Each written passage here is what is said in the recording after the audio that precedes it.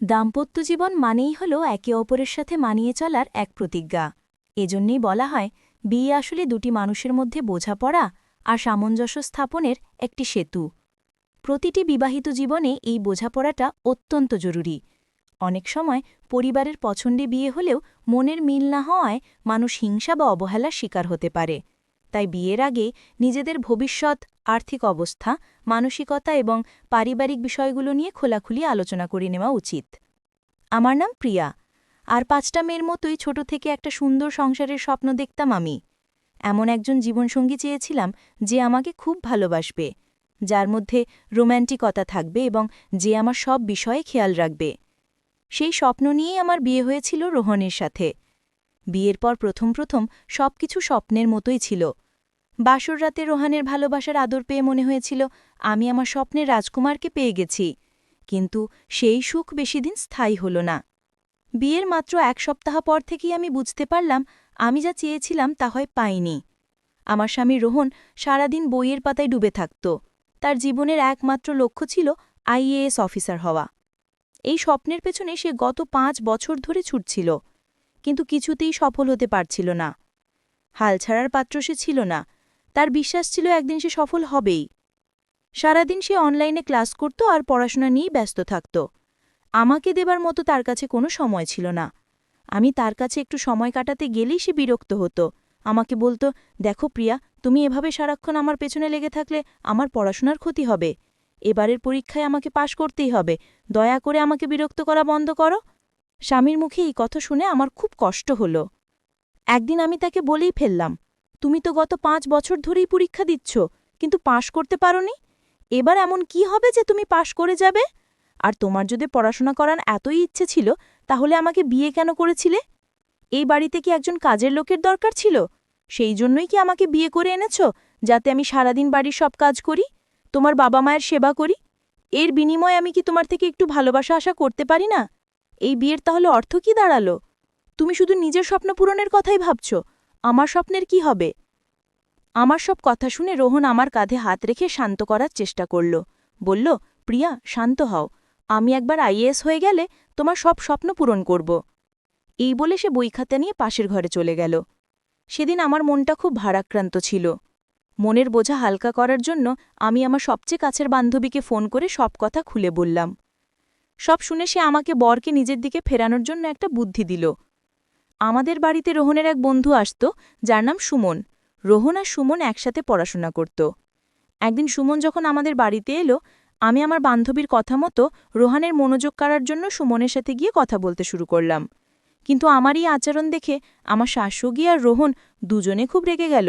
তারা আমাকে ধমক দিয়ে বলল, প্রিয়া, তুমি বাড়ির নতুন বউ, সবার সাথে এত কথা বলার দরকার নেই, ভেতরে যাও। সেদিন আমি বুঝতে পারিনি তারা কেন আমাকে সুমনের সাথে কথা বলতে বারণ করেছিল। এর পেছনের কারণটা আমি পরে বুঝতে পেরেছিলাম, যখন আমার বান্ধবীর দেওয়া বুদ্ধিটা আমার জন্য একটা বিপদ ডেকে এনেছিল। আমি আসলে চেয়েছিলাম সুমনকে ব্যবহার করে রোহনকে ঈর্ষান্বিত করতে, যাতে সে আমার প্রতি একটু বেশি যত্নশীল হয়। তাই আমি রোহনকে দেখিয়ে দেখিয়ে সুমনের সাথে খুব মিষ্টি করে কথা বলছিলাম। আমার পরিকল্পনা কিছুটা কাজও করেছিল।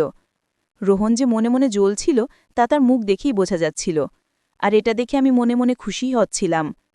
কিন্তু সমস্যা হলো অন্য জায়গায়। আমার মিষ্টি ব্যবহারকে সুমন ভুলভাবে নিয়েছিল। সে ভেবেছিল আমিও তার প্রতি আগ্রহী। একদিন সে আমার ঘরের ভেতর একটা চিঠি ছুঁড়ে ফেলে দিল। চিঠিতে লেখা ছিল, প্রিয়া বৌদি, কাল সন্ধ্যায় তোমার সাথে পার্কে দেখা করতে চাই। আমি ৬টার সময় তোমার জন্য অপেক্ষা করব। চিঠিখানা পড়ে আমার মাথা গরম হয়ে গেল, কারণ সেই চিঠিতে অত্যন্ত নোংরা ভাষায় লেখা ছিল যে সে আমাকে ভোগ করতে চায়, আমাকে দেখে নাকি তার চাহিদা জেগেছে এবং সে আমাকে অনেক ভালোবাসা দেবে। তারই নোংরা মানসিকতার পরিচয় পেয়ে আমার ভীষণ রাগ হল। আমি ঠিক করলাম এর একটা বিহিত করতেই হবে। তার মনের ভুল ধারণা ভাঙানোর জন্য আমি সেদিন সন্ধ্যায় পার্কে গিয়েছিলাম। কিন্তু পার্কে গিয়ে দেখি সুমন সেখানে নেই। ঠিক তখনই আমার ফোনে একটা অচেনা নম্বর থেকে ফোন এলো। ফোনটা ছিল সুমনের। সে আমাকে ফোন করে বলল, বৌদি, তুমি আমার বাড়িতে চলে এসো, আমার শরীরটা ভালো লাগছে না, তাই আমি বাইরে যেতে পারছি না। তার কথা শুনে রাগে আমার শরীর জ্বলে যাচ্ছিল। তার ভুল ধারণাটা একেবারে শেষ করে দেওয়ার জন্য আমি তার বাড়িতে গেলাম। গিয়ে দেখি তার বাড়ির দরজা খোলাই আছে। আমি দরজায় দাঁড়িয়ে তার নাম ধরে কয়েকবার ডাকলাম, কিন্তু কোনো সাড়া না পেয়ে আমি ঘরের ভেতরে ঢুকে পড়লাম। ভেতরে গিয়ে দেখি সুমন বিছানায় বসে আছে। আমাকে দেখি সে খুশিতে দাঁত বের করে হাসল এবং আমার হাত ধরে বিছানায় বসতে বলল। আমার স্পর্শে আমার গা ঘিন ঘিন করে উঠল। আমি প্রচণ্ড রেগে তার হাতটা ছাড়িয়ে দিয়ে বললাম, এসব কি অসভ্যতা সুমন? আমি একজন বিবাহিত নারী। তোমার সাহস কি করে হলো আমাকে এমন একটা নোংরা চিঠি লেখার? তুমি যে কতটা নির্লজ্জ খারাপ মানসিকতার তা আজ আমি বুঝতে পারছি। এখন বুঝলাম কেন আমার শাশুড়ি আর রোহন তোমার সাথে কথা বলতে বারণ করেছিল। আমার কথা শেষ হতে না হতে সুমন হঠাৎ করে পেছন থেকে আমাকে জাপটে ধরে বলল, সুইটহার্ট, আমি তো এখনো কোনো অসভ্যতা শুরুই করিনি। আমার আসল রূপ তো তুমি আজ দেখবে। তার কথা শুনে আমি তাকে ধাক্কা দিয়ে সরিয়ে দিলাম এবং তার গালে সজোরে একটা চড় মেরে বললাম, নির্লজ্জ! আমি তোমার সাথে দুটো ভালো কথা বলেছি বলে তুমি ভেবেছ আমি সহজলভ্য? তুমি আমাকে কি ধরনের মেয়ে ভেবেছ? এরপরেই সুমন তার পশু রূপটা দেখালো। সে আমাকে সজোরে ধাক্কা মেরে বিছানায় ফেলে দিল এবং আমার সম্মান নষ্ট করার চেষ্টা করল। আমি তখন নিজের সম্মান বাঁচানোর জন্য সর্বশক্তি দিয়ে চিৎকার করতে লাগলাম এবং নিজেকে ছাড়ানোর চেষ্টা করছিলাম। ঠিক সেই ভয়ঙ্কর মুহূর্তে আমার স্বামী রোহন সেখানে এসে হাজির হল। আমাকে ওই অবস্থায় আর সুমনকে আমার উপর জোর করতে দেখে রোহনের রক্ত চড়ে গেল। সে সুমনকে প্রচণ্ড মারতে শুরু করল। এরপর রোহন চিৎকার করে আমাকে বলল, এই কারণেই তোমাকে ওর থেকে দূরে থাকতে বলেছিলাম, কিন্তু তুমি আমার কোনো কথাই শোনোনি। কি দরকার ছিল ওর সঙ্গে এত মিষ্টি করে কথা বলার? তারপর সে সুমনের দিকে তাকিয়ে বলল, তোর চরিত্র যে ভালো না সেটা আমি জানতাম, কিন্তু তুই যে আমার স্ত্রীর সাথেই এমন নোংরামি করবে সেটা আমি স্বপ্নেও ভাবিনি। ছি, তোর মতো বন্ধুর সাথে আমি এতদিন মিশেছি, আজ থেকে তোর আর আমার বন্ধুত্ব শেষ। সেদিনের ঘটনায় আমি খুব লজ্জিত এবং অনুতপ্ত ছিলাম। আমি কাঁদতে কাঁদতে রোহনকে জড়িয়ে ধরে তার কাছে ক্ষমা চাইলাম। সুমনও রোহনের পা ধরে ক্ষমা চাইতে লাগল যাতে রোহন পুলিশকে না ডাকে।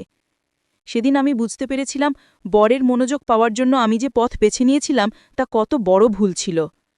আমি যখন রোহনের কাছে ক্ষমা চাইছিলাম তখন সে আমাকে বলল, তুমি ওকে আশকারা দিয়েছিলে বলেই সে তোমার সাথে এমনটা করার সাহস পেয়েছিল। তবে রোহন আমাকে আরও বলল, প্রিয়া, আমি তোমাকে অনেক ভালোবাসি। আমার মনোযোগ পাওয়ার জন্য তোমার অন্য কিছু করার কোনো দরকার নেই। আমি একবার পরীক্ষায় পাশ করে নিই, তারপর তোমার সব স্বপ্ন আমি পূরণ করব। শুধু আমাকে কিছুটা সময় দাও আর আমাকে একটু বোঝার চেষ্টা করো। সেদিন আমি আমার ভুল বুঝতে পেরেছিলাম আর রোহনকে কথা দিয়েছিলাম যে আমি তার পাশে থাকব। এরপর থেকে আমি রোহানের পড়াশোনায় যতটা সম্ভব সাহায্য করতাম।